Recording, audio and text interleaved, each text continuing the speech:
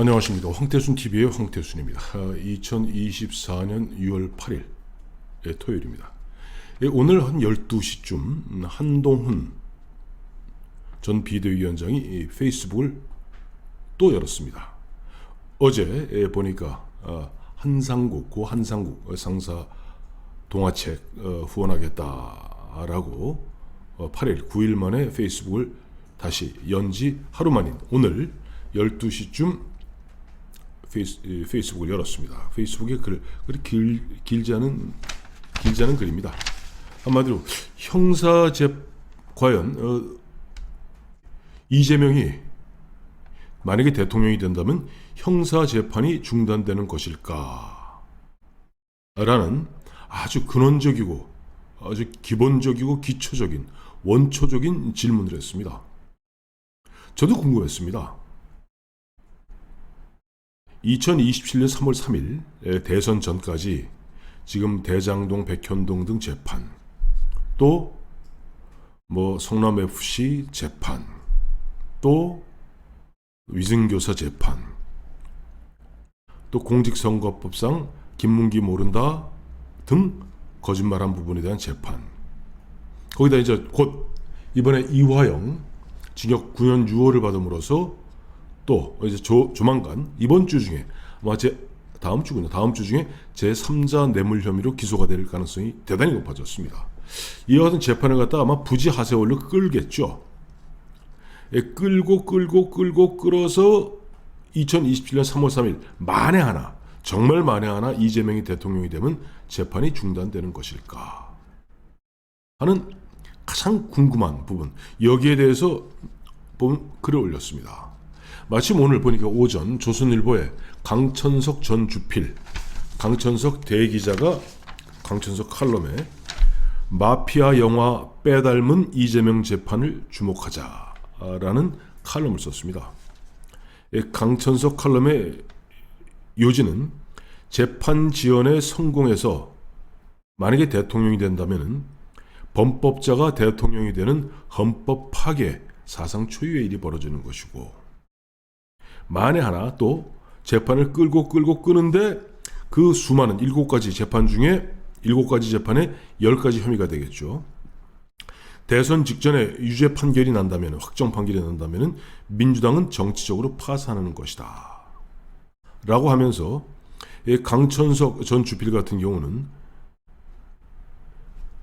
헌법 84조가 규정하고 있는 이른바 현직 대통령의 내란과 외환의 죄를 제외하고는 소추하지 아니한다 하는 부분을 좀 확장 해석해서 만약에 이재명이 대통령이 되면은 재판은 중단되는 것이 아닌가, 즉 소추의 범위에 재판도 들어가는 것이 아닌가라고 확대 해석했습니다.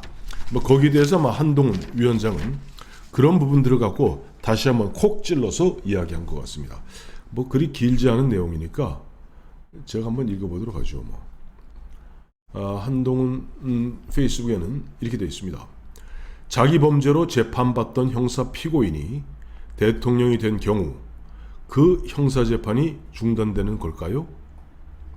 어떤 학자들은 재판은 중단되지 않는다고 하고 어떤 학자들은 중단된다고 합니다. 가로 열고 헌법 제84조 대통령은 내란 또는 외환의 죄를 범한 경우를 제외하고는 재직 중 형사상의 소추를 받지 아니한다에서 소추에 재판이 포함되느냐의 해석 문제겠죠. 가로 닫고.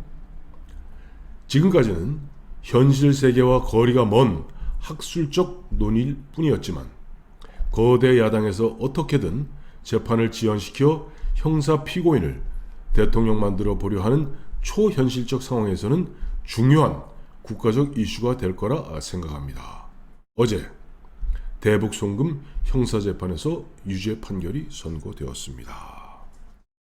아주 간명합니다만은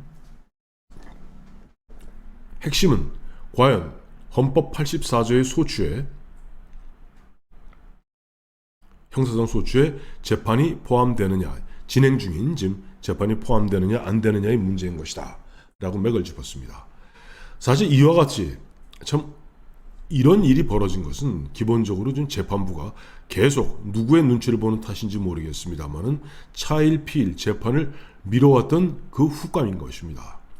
당장 지금 다른 재판은 모르겠어요. 예를 들어서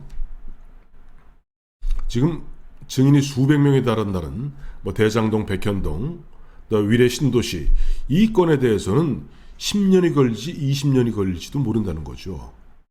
재판부는 그저 자기 뭐 진행하다가 또 뭐 인사이동 되면 또 던져놓고 나가고 뭐 이런 식의, 그래서 부지하세월로 그러다 보니까 이것이 뭐 불구속 상태에서 재판되는 거니까 10년이 걸릴지 20년이 걸릴지 모르는 내용입니다. 또 그나마도 조금 그래도 금년 내에 1심 재판 결과라도 받아볼 수 있겠다라고 짐작되는 부분이 바로 위증교사 부분입니다. 위증교사 부분은 지난해 9월 이재명에 대한 이른바 영장실질심사에서 유창훈 당시 부장판사가 검찰이 내용, 즉 기소 내용, 검찰의 구속영장 청구 내용이 충분히 소명되었다. 즉 한마디로 죄가 있다 라고 얘기했음에도 불구하고 영장을 갖다가 기각했죠. 그러다 보니까 또 부지하세월입니다. 지금 이것도 뭐 김진성 벌벌 떨고 있죠. 이거 뭐 최초로 전 KBS PD 나왔습니다만은 이것도 언제 끝날지 모르는 지경입니다. 그나마 다른 법과 달리 선거법에 따라서 1심 6개월, 2심 3개월, 3심 3개월, 즉 1년 내에 모든 재판을 끝내도록 되어 있는 대선 그 언저리에 이재명이 나 김문기 모른다.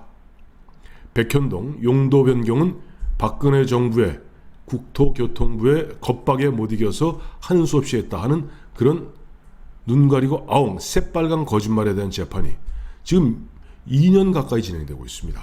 1심만 6개월 내에 끝내게 되어 있는, 사실 이건 훈시 조항도 아닙니다. 선거법엔 그건 강제 조항입니다. 그럼에도 불구하고 지금 부지하세월로 끌고 있죠. 자, 그런 대목에서 이제 어제 이화영 재판에 대해서 이화영 1년 8개월 동안 얼마나 생쇼를 했습니까? 검찰에서 이야기하고 또 뭐 공개법정에서 마누라하고 싸우고 또 보면은 이화영에 대한 변호인단을 갖다가 마누라가 일방적으로 해임하고, 그 다음에 올해 들어서는 드디어는 검찰이 회유한다고 술을 먹였다느니 별 핵에 망치간 이야기를 하는 가운데 지금 민주당에서는 이재명 간단해요. 재판을 갖다가 질질질 끌기 위해서 어떻게 하든지 생쇼를 벌이고 있습니다. 당장 보면 이번에 원래 쌍방울 이거는 쌍방울의 주가 조작 의혹 사건인데 이것을 갖다가 이재명 경기지사의 이른바 방북 사례금조로 800만 달러를 갖다 바친 이른바 대북 송금 사건으로 변질시켰다. 그래서 그 수사검사들을 갖다가 조사하는 특별검사 특검법을 갖다가 발의했죠. 그래놓고서 이 특검법 발의하면 뭐 보나마나 특검법 표결하면 무조건 통과되겠죠. 그러나 대통령 거부할 겁니다.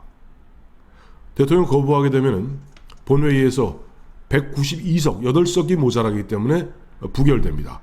그러면 이제는 검사를 탄핵하겠다. 그야말로 사법체계를 갖다가 마치 앞서 강천석 전 주필이 이야기한 대로 거의 마피아식으로 조폭식으로 대한민국 검찰권에 대해서 협박하고 공갈을 때리고 있는 것이 현실입니다. 그러면서 질질질 끌고 가다가 드디어는 어쨌든 2027년 3월 3일 대선 이전에 확정 판결이 안 나오도록 끌고 가고, 그런 상태에서 대통령 만들게 되면은 재판은 중단될 것이고 5년 임기 다 채우고 그 사이에 예를 들어서 마지막 셀프 사면, 원래 그 사람들 특기가 셀프 아니에요. 셀프 사면하면 그만이다.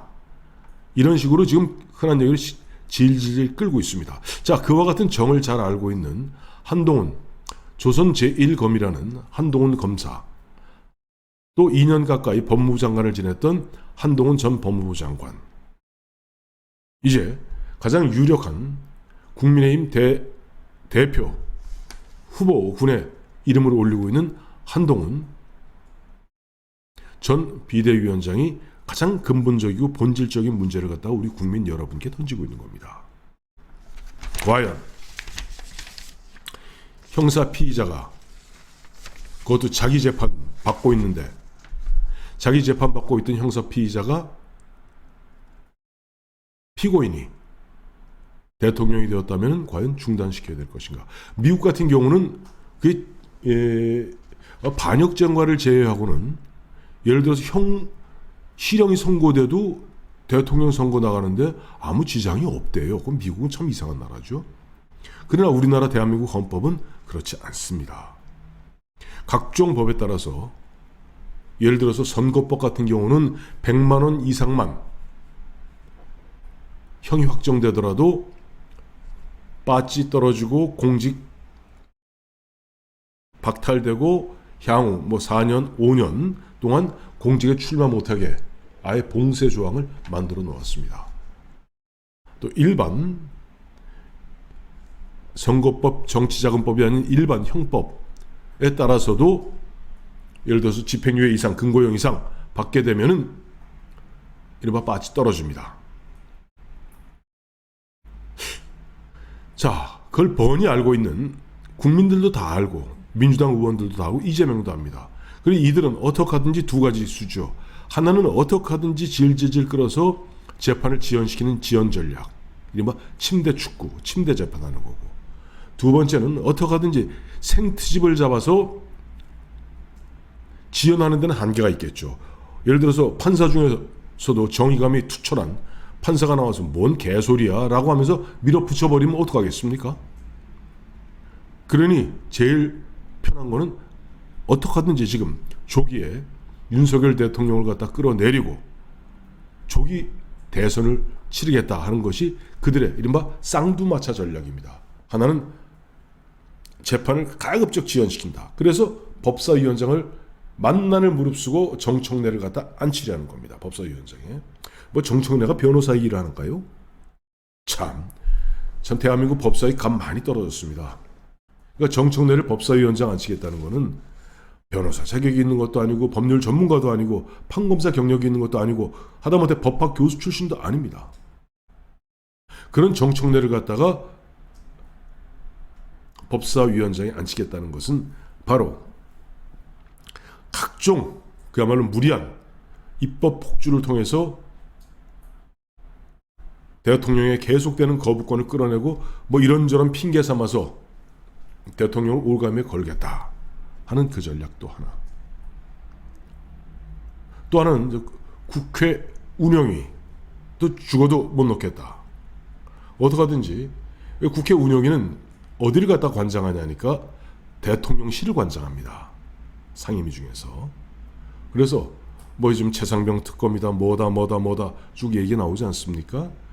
그래서 김건희 여사 최상병 특검 이 공이다.